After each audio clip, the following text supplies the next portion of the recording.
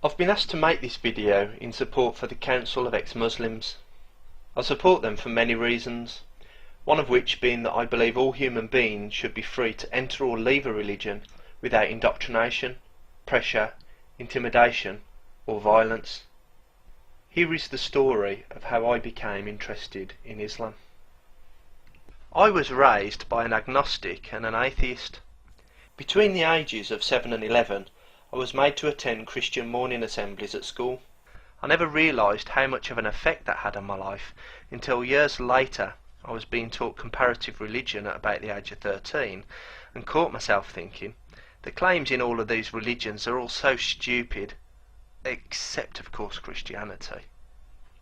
Later in life I wanted God, so I started to read the Bible.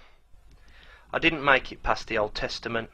According to this book, God was something that I would never want a relationship with, so for me the Bible was obviously wrong. Jesus never said the Old Testament is a load of rubbish, so Jesus was ruled out along with all the others. I spent many years believing in a God with no religion. I used to believe that God guided my whole life. One day an adult education catalogue fell through my door, and I felt overwhelmingly compelled to learn something new. I opened it to a random page and read the first subject I laid my eyes on: Arabic. I saw this as God's confirmation that I should pursue my recent curiosity about Islam. So I started my Arabic lessons. I continued to talk to God many times every day. He was like my best friend. My wife got pregnant and we were very excited. Soon after we started to experience complications. It was touch and go for a while, but a scan revealed a heartbeat, so I thanked my best friend God for looking after our baby. Then our baby died. I was lost. Surely God could have stopped this. Was my request unreasonable? Did I hate God? No. I didn't even blame God, but I needed answers. So I prayed to God even more, for hours at a time. And then it happened. God started to answer me.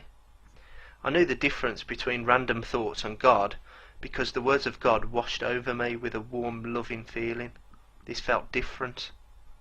God explained to me why my baby had to die, and it made perfect sense, which was not surprising since it was God that told me directly.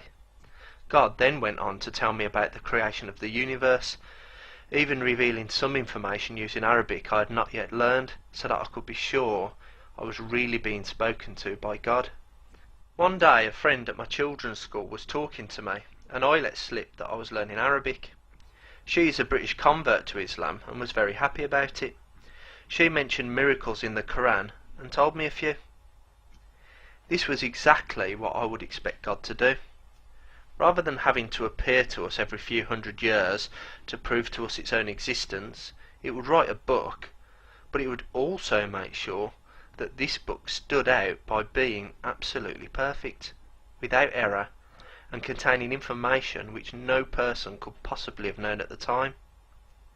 As I read about these miracles, I was very impressed. By this time I was praying around 10 times a day or more. I didn't eat pork, I didn't drink or smoke, I didn't gamble. I called God Allah.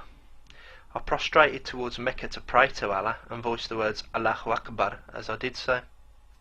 I started to grow my beard to be just how God had intended.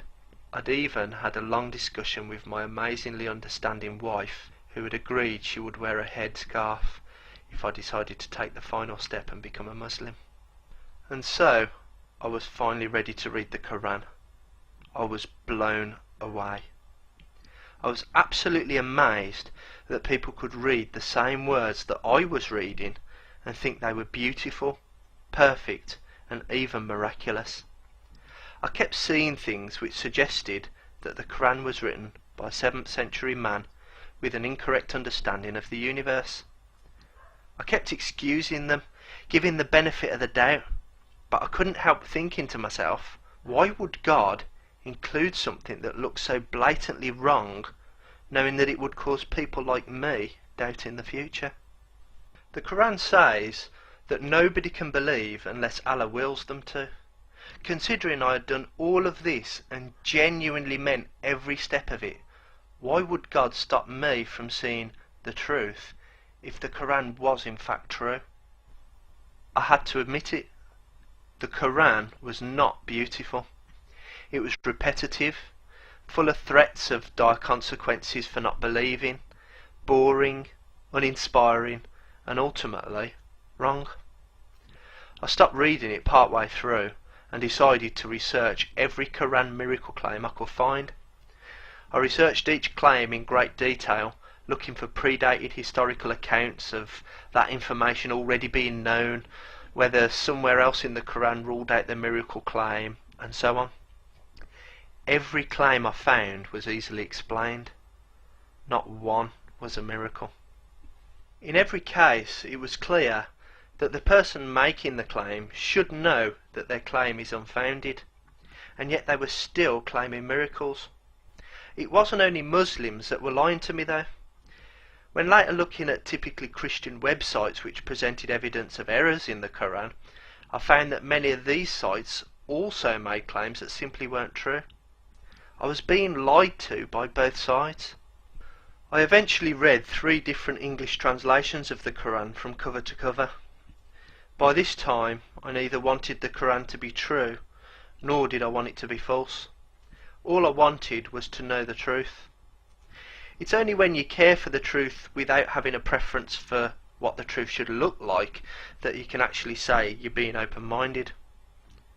After reading all the way through, I was more convinced than ever that this book was not written by a perfect all-knowing being. With just 1400 years of scientific discovery, I would be able to reword certain phrases in the Qur'an to more accurately reflect reality without turning the Qur'an into a science book. How can a mere human like me possibly outclass the creator of the universe? That would be impossible. The idea that God would make a book that stood out from the rest was firmly implanted in me now, and yet there was nothing to differentiate the Qur'an from any other religious claims I'd ever seen. It was yet another appeal to believe without evidence because that's what God loves most, whilst ignoring the fact that this is exactly what every follower of every other wrong religion also does. If you should believe without evidence, where do you start? More importantly, where do you stop? I don't reject Islam because I hate it. I reject it because despite wanting it to be true, I couldn't convince myself that it was. I don't hate Muslims. In fact, I don't hate anyone in the world. If you are a Muslim hater watching this, I think you're being irrational. There is no single Islam, just as there is no single Christianity. Stop telling Muslims what they believe and try asking them instead. Your neighbour's grandmother is really not trying to take over the world. I have changed from a person who believes without evidence to someone who requires claims to be justified. I used to be in a mentally dark place, but Islam has guided me to the right path and helped me to see the light. I read science books these days. So it's been quite an emotional journey for me really, as you can see. I've gone from not thinking about the universe to being a deist. Then I became a wannabe Muslim. From there I progressed to believing that God was talking to me and that he had a special mission for me to spread love throughout the world, and I was his messenger and I was going to bring peace. And then ultimately I ended up becoming an atheist. One of the things that I learnt during this journey is that it's very easy to believe things because you want them to be true. What you've got to accept is that you're not so important that your desires shape reality. In fact, it's reality that shapes your desires. The reality is one day you are going to die. No amount of magic words from a book is going to stop that from happening. Another thing that I learnt was, you know, when you see that religious person with that really big grin on their face that says, I have an inner peace that you can never imagine.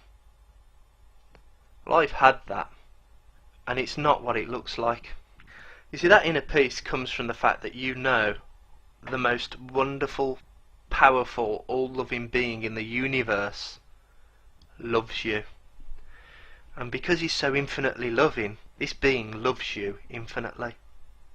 However, when you imagine this infinitely perfect being, you can't help but realise that compared to an infinitely perfect being, that makes you infinitely imperfect. See, it doesn't matter how good a person you make yourself. You do more for charity, you're nicer to people, you're kinder. But no matter how good you are, even if you was the nicest person on the planet, compared to infinity, you are infinitely imperfect.